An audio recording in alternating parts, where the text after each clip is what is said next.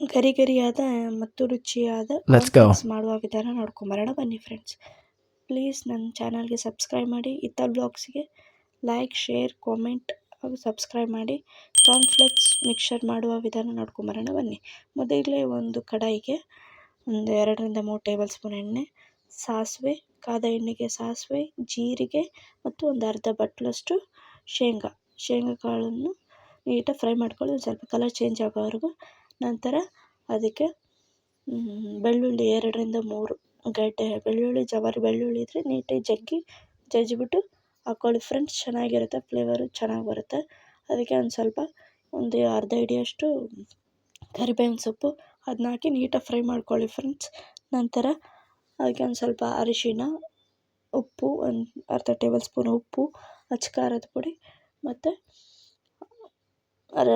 ಸಕ್ಕರೆ ಪೌಡ್ರ್ ಹಾಕಿ. ಒಂದು ಸ್ವಲ್ಪ ಮಕ್ಕಳು ಖಾರ ತಿನ್ನಲ್ಲ ಅಂದರೆ ಒಂಚೂರು ಸಕ್ಕರೆ ಪೌಡ್ರ್ ಹಾಕಿದ್ರೆ ಸರಿ ಹೋಗ್ಬಿಡುತ್ತೆ. ಅದಕ್ಕೆ ಖಾರ ಇದ್ದರೆ ನೀಟಾಗೆಲ್ಲ ಮಿಕ್ಸ್ ಮಾಡಿ, ಕಲರ್ ಚೇಂಜ್ ಆಗೋವರೆಗೂ ಮಿಕ್ಸ್ ಮಾಡಿ ಒಂದು ಸ್ವಲ್ಪ ಲೋ ಫ್ಲೇಮಲ್ಲೇ ಇಟ್ಟು ಮಾಡ್ಕೊಳ್ಳಿ ಫ್ರೆಂಡ್ಸ್, ಇಲ್ಲಾಂದರೆ ಸೀದೋಗ್ಬಿಡುತ್ತೆ.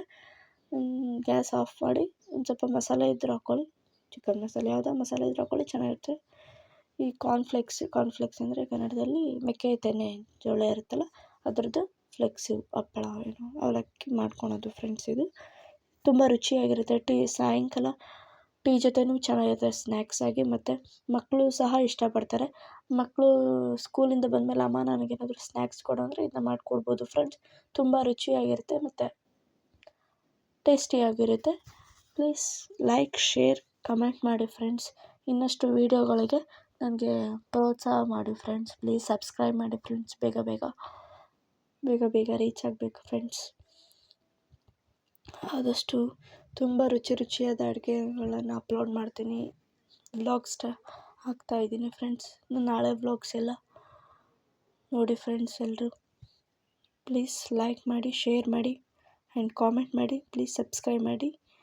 Thanks for watching.